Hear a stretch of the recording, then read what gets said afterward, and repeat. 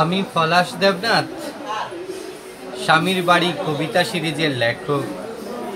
পাঠ করছি বিখ্যাত কবি সুনীল গঙ্গোপাধ্যায়ের জনপ্রিয় কবিতা কেউ কথা রাখেনি। কেউ কথা রাখেনি, ৩৩ বছর কাটলো, কেউ কথা রাখেনি।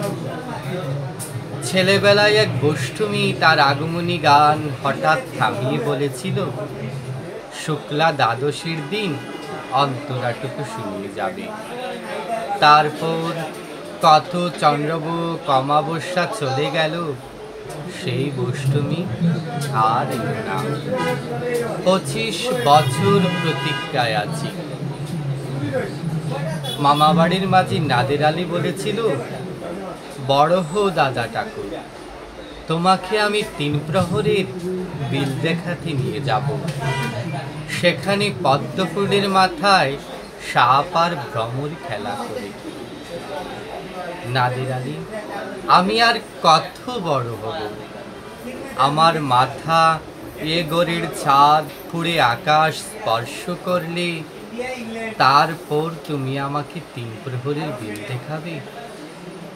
একটাও রয়্যালগুলি কিনতে পারিনি কখনো। লাঠি লজেন্স দেখিয়ে দেখিয়ে চুষেছে লস্কর বাড়ির ছেলেরা। ভিখারির মতন চৌধুরীদের গেটে দাঁড়িয়ে দেখেছি ভিতরে রাস উৎসব। অবিরল রঙের ধারার মধ্যে সুবর্ণ কঙ্কন পরা ফর্সা রমণীরা কত রকম আমোদে হেসেছে। আমার দিকে তারা ফিরেও চায়নি। বাবা আমার কাজ ছুঁয়ে বলেছিলেন, দেখিস আমরাও।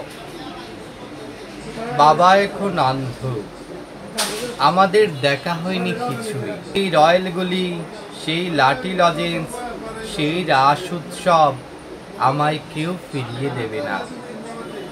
বুকের মধ্যে সুগন্ধি রুমাল রেখে বরুণা বলেছিল, যেদিন আমায় সত্যিকারের ভালোবাসবে সেদিন আমার বুকেও এরকম আতরের গন্ধ হবে। ভালোবাসার জন্য আমি হাতের মুঠোয় প্রাণ নিয়েছি। দুরন্ত ষাঁড়ের চোখে বেঁধেছি লাল কাপড়। বিশ্ব সংসার তন্ন তন্ন করে খুঁজে এনেছি ১০৮টা নীল পদ্ম, তবুও কথা রাখিনি বরুণা। এখন তার বুকে শুধুই মাংসের গন্ধ। এখনো সে যে কোনো নারী, কেউ কথা রাখেনি। ৩৩ বছর কাটলো, কেউ কথা রাখে না। সবাইকে ধন্যবাদ।